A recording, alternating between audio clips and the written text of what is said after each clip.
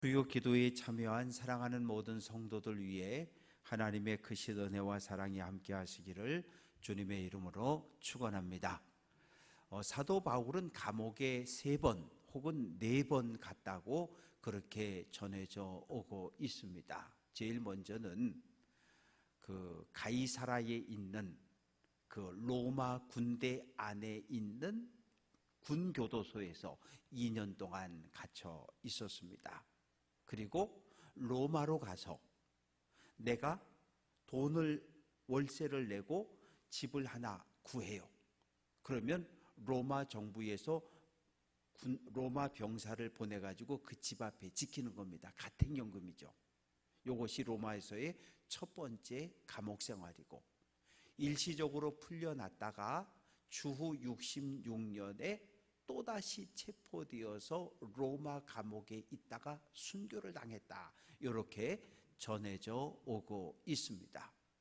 디모데 전서가 주후 63년경에 쓰여졌고, 디모데 후서는 3년 뒤인 주후 66년경에 쓰여졌습니다. 어떻게 보면 사도 바울이 그의 일생 마지막에 로마 감옥에서 순교를 앞두고 쓴 마지막 편지가 디모데 후서입니다.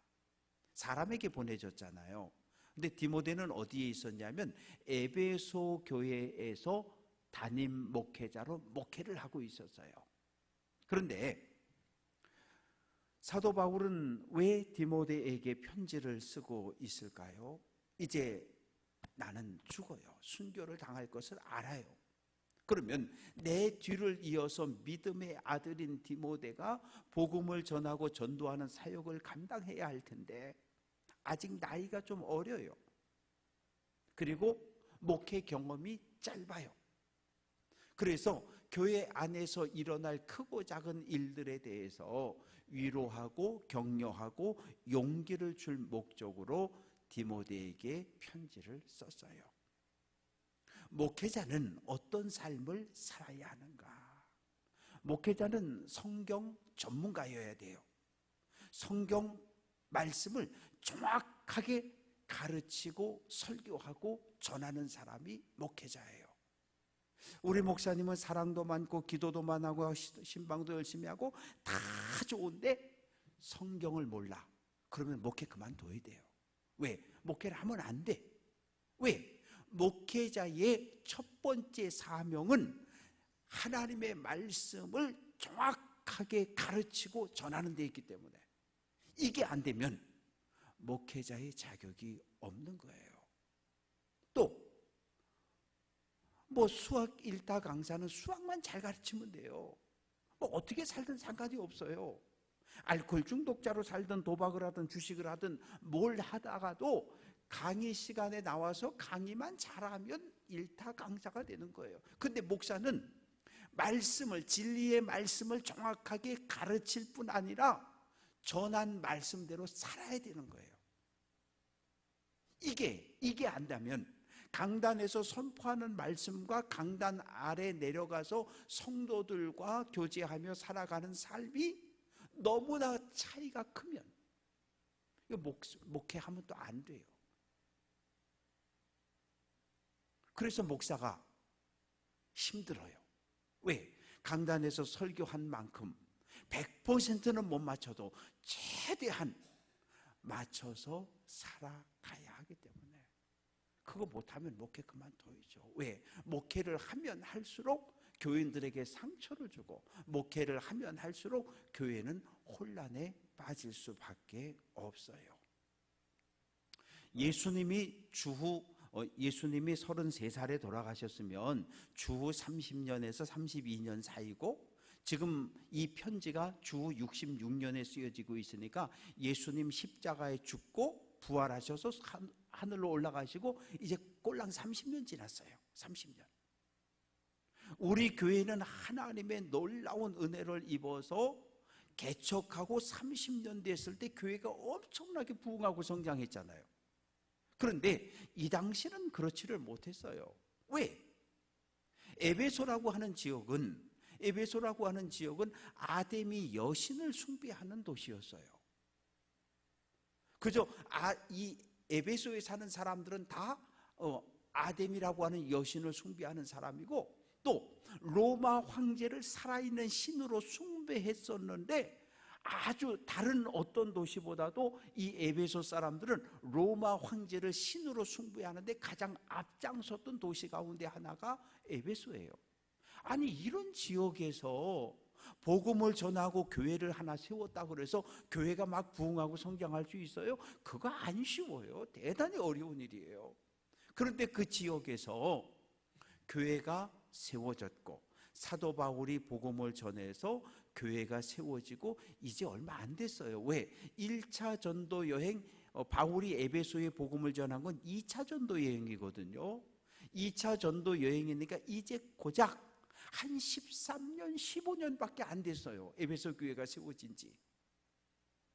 그런데 에베소에 믿음의 사람들이 하나 둘 모여서 믿음의 삶을 살아가기 시작하고, 예수가 그리스도라고 나가서 외치는 사람들이 생겨났습니다. 오늘 바울은 세 가지 비유로 이 예수님의 좋은 일꾼, 사역자가 되려면 어떻게 해야 되느냐, 세 가지 비유로 설명을 하고 있는데, 1절 말씀 보면 내 아들아, 내 아들아.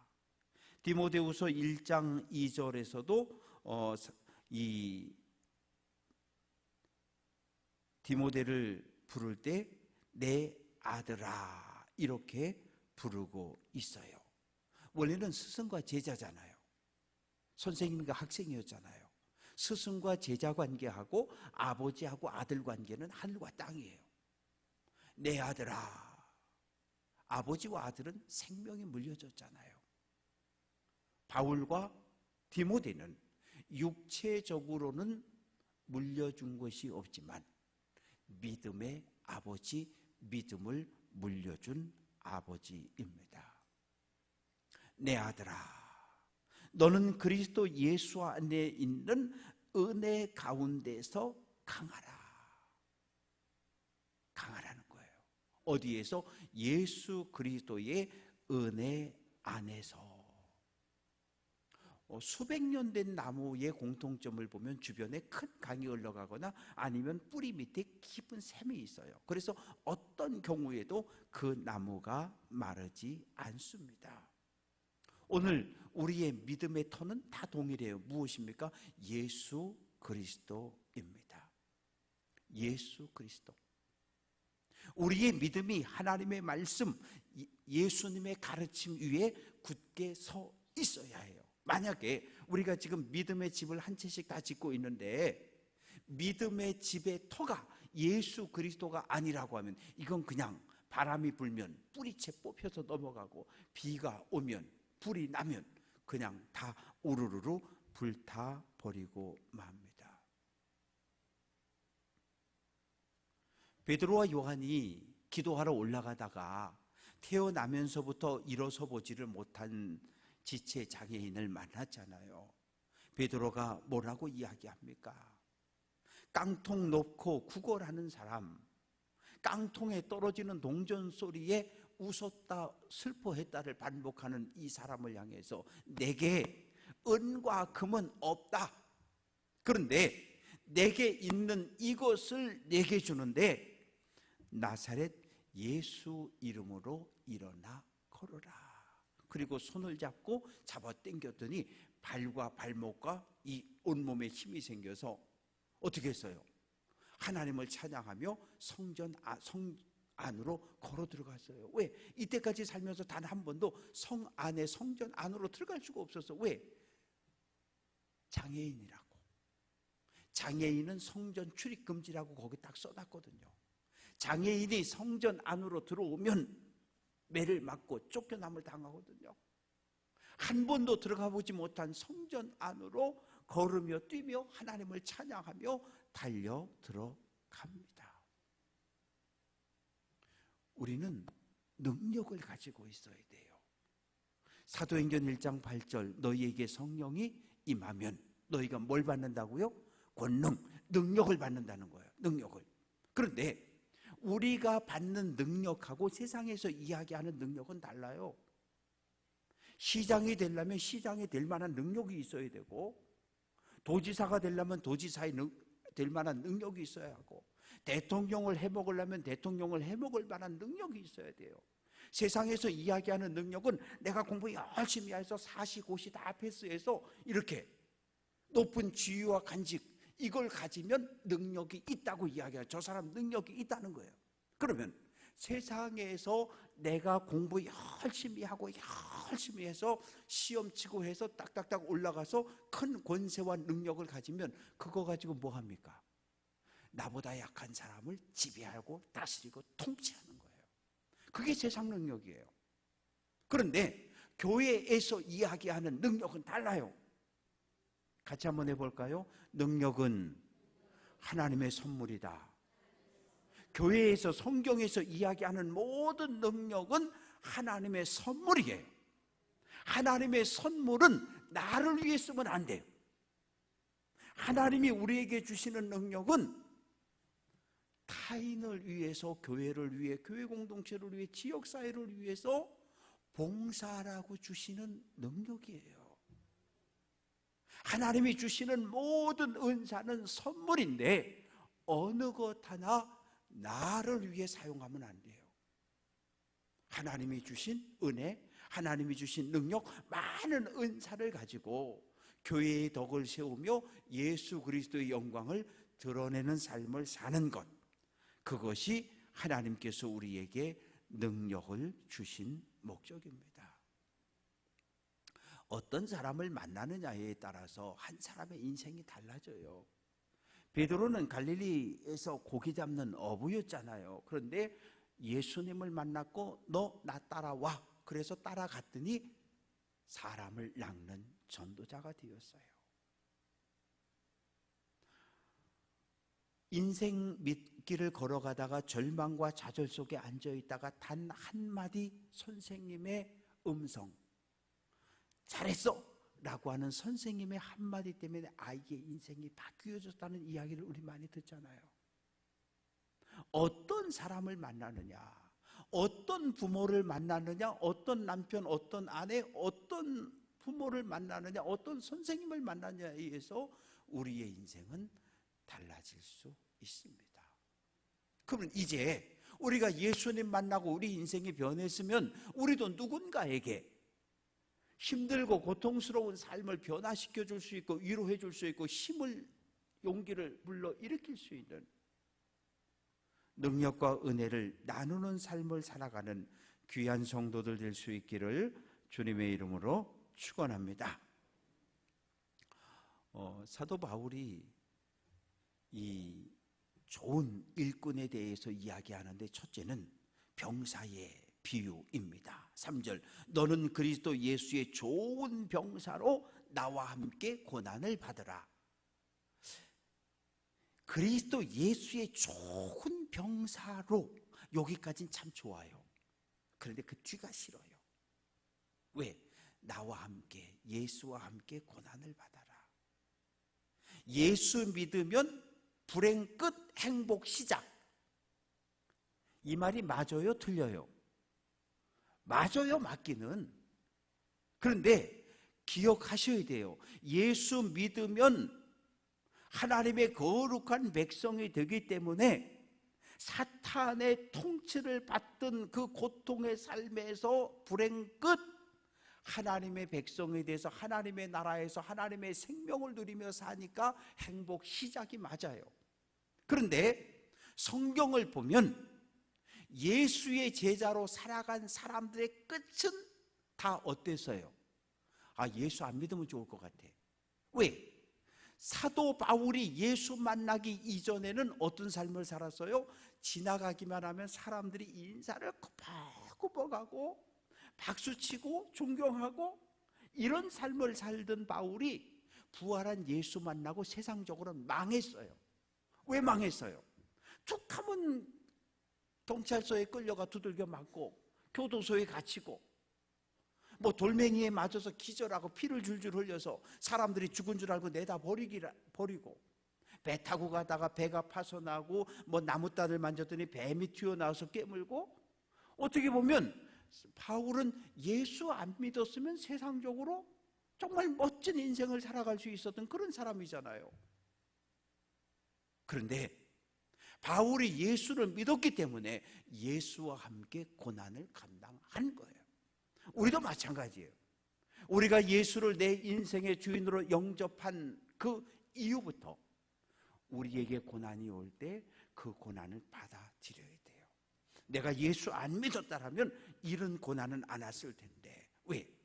제가 80년대 후반, 90년대, 80년대 끝, 90년대 초, 중반까지, 95년까지 평창에서 목회했었거든요. 시골이잖아요.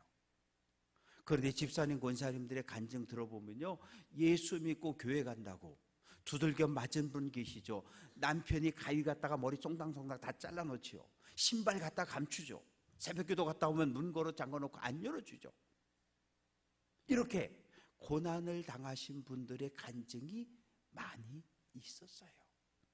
예수 안 믿으면 당하지 않았을 고난인데 예수 때문에 제사 안 드린다고 얼마나 많은 박해와 핍박을 믿음의 선배들이 경험했는지 몰라요. 그래서 예수와 함께 고난을 받으라. 그리고 두 번째는 4절 말씀 보면 병사로 복무하는 자가 자기 생활에 얽매이는 자가 하나도 없나니 이는 병사로 모집한 자를 기쁘게 하려 합니다. 군대에 입대했어요. 입대하면 그때부터 잠시 잊어야 돼요. 관계를 다 끊어야 돼요. 관계를 끊어야 돼요. 제가 오포병 여단 군종병을 27개월 동안 하고 제대를 했는데 어느 날 제가 이제 목사님이 없으면 제가 신병 교육도 시켰어요. 그러면 제가 꼭 하는 말은 뭐냐 하면, 여러분 논산 훈련소 입소할 때 그 긴장감을, 여러분 제대해서 집에 가는 그 순간까지 그 긴장을 놓지 마십시오. 왜? 군대는 긴장이 풀리면 사고가 나거든요. 긴장이 풀리면 사고가 나요. 그런데 어느 날 저 원주에서 한 병사가 들어왔는데 뭐 얘기하다 보니까 학교 후배더라고요. 그래서 가서 군복무 잘하고 힘든 일이 있으면 저기 대대 군종병 통해서 이야기해. 내가 도울 수 있는 건 도와줄게. 근데 이 친구가 군대를 왔는데 군대를 딱 들어오고 얼마 안 돼서 사귀었던 여자친구가 신발을 깎걸로 휘딱 신어버렸네. 군복무가 되겠어요, 안 되겠어요? 안 돼요. 그래서 교회를 다녔으니까 대대군종 통해서 대대장님한테 부탁을 해가지고 3박 4일 특별 휴가를 줘가지고 내보냈잖아요. 너 가서 딱 정리하고 오라고. 딱 정리하고 왔을까요? 오기는 왔는데 정리를 못하고 왔어요. 얼마 지나지 않아서 스스로 목숨을 끊었어요. 아주. 나라의 부름을 받았으면 그 기간 동안은 세상과의, 가족과의, 가정과의, 애인과의 관계도 끊어야 해요. 끊어야 할 것을 끊지 못하고 버려야 할 것을 버리지 못하면 이게 군인인지 민간인인지 이게 안 되는 거거든요. 왜? 군인은 뭐 하라고? 나라 지키라고. 훈련해서 나라 지키라고 불렀는데 가정과 여자친구와 여러 가지 일들을 정리하지 못하고 들어오면 이런 문제가 생겨져요. 그리고 그리스도의 병사는 오직 한 사람의 명령에만 순종하면 되는 거예요. 누구예요? 예수님이에요.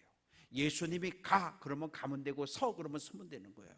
다른 사람이 와서 막 뭐라 그래도 그 말 들으면 안 돼요. 2단이 3단이 사이비가 사탄이 와가지고 막 뭐라 그래도 그 말 듣는 거 아니에요. 오직 한 분, 예수님의 말씀에 순종하는 사람, 그 사람이 그리스도의 좋은 병사이고 교회 안에서 좋은 사역자입니다. 이 애기들이 입맛이 아주 정직해요. 어른들은 뭘 이렇게 음식을 먹다가 대접을 받다가 집에 초청을 받아서 뭘 먹는데 국이 짜도 짜단 소리 잘 안 하고 싱거워도 싱겁다 소리 안 하고 그냥 먹어요. 그리고 맛있다 맛있다 그래요. 그런데 애기들은 절대 안 그래요. 짜면 짜다 그러고 싱거우면 싱겁다 그래요. 이게 왜 중요하냐 하면 진리의 말씀으로 무장이 되어져 있으면 이상한 게 들어오면 딱 밀어내게 돼 있는 거예요. 그런데 내 안에 진리가 없으면, 진리로 무장되어 있지 않으면 이상한 것들이 들어와도 다 받아들이게 돼요. 밀어내지를 못해요.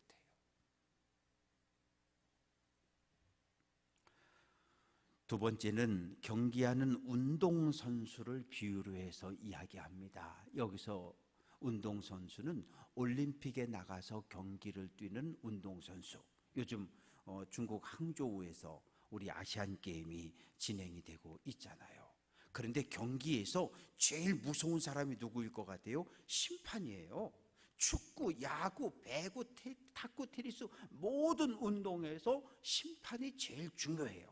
그런데 심판이 법을 가지고 정확하게 그 법을 집행하는 사람이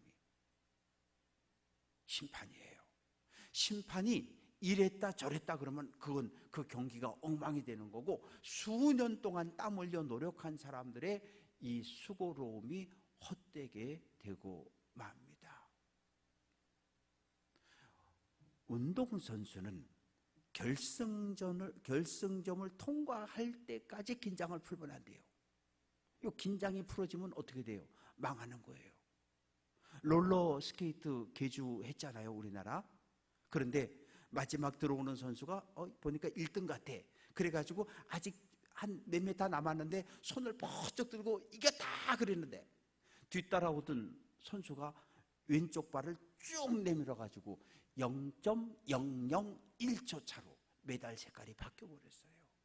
금메달 딴 줄 알았는데 나중에 보니까 은메달로 바뀌었어요. 그 왜 그러나 봤더니 이겼다 손 들고 좋아하다가 그만 추월당해버렸어요.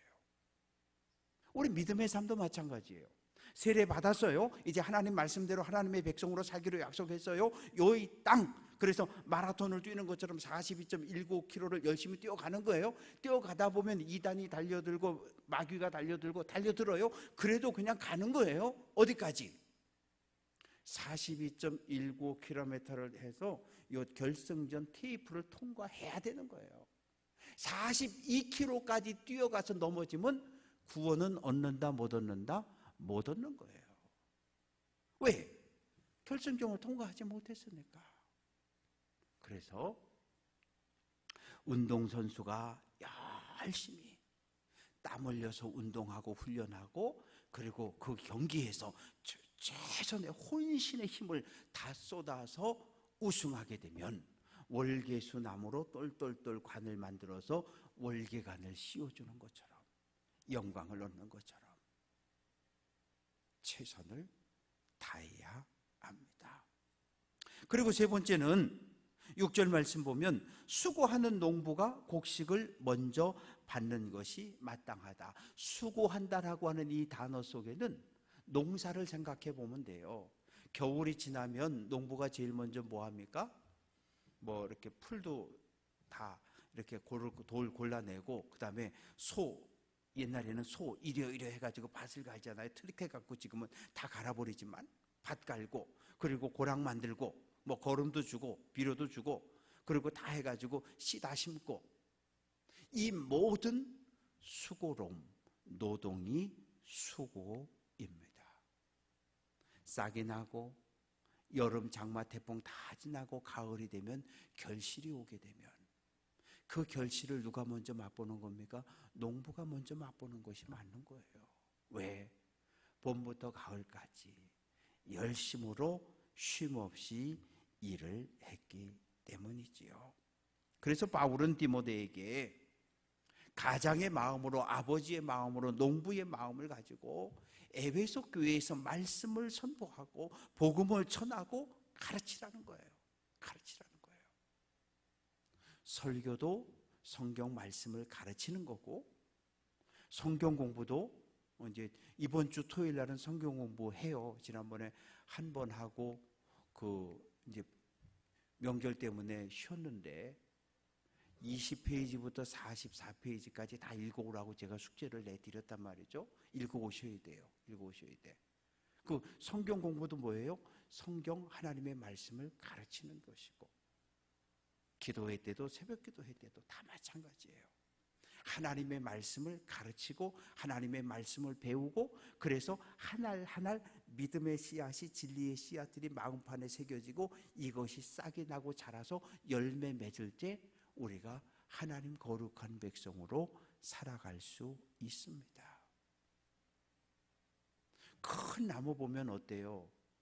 와, 참 좋다. 수백 년. 그러나 우리가 기억을 해야 해요. 그 아름드리 수백 년 된 그 나무도 처음에는 작은 씨앗이었어요. 이 씨앗이 땅 속에 떨어져서 죽어서 작은 싹이 났고 작은 묘목을 거쳐서 수백 년 동안 커온 거거든요. 씨앗이 딱 떨어졌는데 금방 커질 수는 없어요. 없어요. 그 과정이라고 하는 것. 어린애기가 태어나면 몇 달 동안은 그냥 가만 누워만 있잖아요. 그러다가 이제 조금 움직이기 시작하고 뒤집기 시작하고 기기 시작하고 뭘 자꾸 일어서고 걸으려고 그러고, 그 과정이 있는 거예요. 어떤 애기도 그냥 이렇게 몇 달 동안 가만히 그냥 누워서 그냥 먹고 자고 하다가 어이 이제 한 6개월 됐으니까 한번 뒤집어 볼까? 그래서 한 번에 딱 뒤집는 그런 애기 보셨어요? 그런 애기 없어요. 절대 없어요. 그런 애기. 딱 뒤집고 나가지고 몇 달 또 가만히 있다가 한번 일어나 볼까? 그리고 한 번에 요 땅에서 일어나는 애기 봤어요? 없어요. 애기들은요 수백 수천 번 실수를 반복해요. 넘어져도 일어나고 넘어져도 일어나고 넘어져도 일어나고, 그렇게 하면서 서는 거예요. 그렇게 하면서 한 발을 내딛는 거예요. 우리의 믿음의 길도 마찬가지예요. 교회 등록했다고 갑자기 믿음이 생깁니까? 아니 뭐 세례 받았다고 갑자기 뭐 큰 믿음이 생겨지냐고요. 그런 거 아니에요. 그 모든 것들이 작은 씨앗 하나가 땅에 떨어지고 싹이 나고 조금씩 자라가는 것처럼 우리의 믿음도 그렇게 자라가는 거예요. 그래서 적어도 교회를 10년 교회를 이제 등록하고 1년밖에 안 된 사람보다는 10년 다닌 사람의 믿음의 그릇이 커야 돼요. 교회 온 지 얼마 안 된 사람이 자꾸 짜증내고 신경질 내도 에이 괜찮아 그렇지 뭐 이제 1년밖에 안 됐는데 아직 세례도 안 받았는데, 또 뭐 시간이 지나서 이제 한 10년쯤 돼서 집사가 되고 이제 그러고 있으면 또 그래도 투덜투덜거리면 에이 괜찮아 집사인데 뭐 집사밖에 안 되는데 그래도 돼 투덜거릴 수 있지. 다독일 수 있는 마음의 여유가, 신앙의 연조가 커진다라고 하는 건, 오래됐다는 것은 그런 모든 사람들을 넉넉하게 끌어안을 수 있는 품이 있어야 된다는 거예요. 만약에 그러지 못하고 이제 교회 온 지 몇 달 안 됐는데 뭐 좀 투덜투덜거린다고 그냥 몽둥이 들고 너 그따위로 하려면 우리 교회 나오지 마, 그런 건 없어요. 세상에 갓 태어난 애기 보고 네가 야 밥 있으니까 숟가락 있으니까 네가 알아서 먹어, 그런 부모 없어요. 사람처럼 손 많이 가는 존재가 없잖아요. 뭐 초등학교 졸업하면 사랑구실 하나요? 못해요. 중학교 졸업하고 고등학교 졸업하면 사랑구실 할 것 같죠?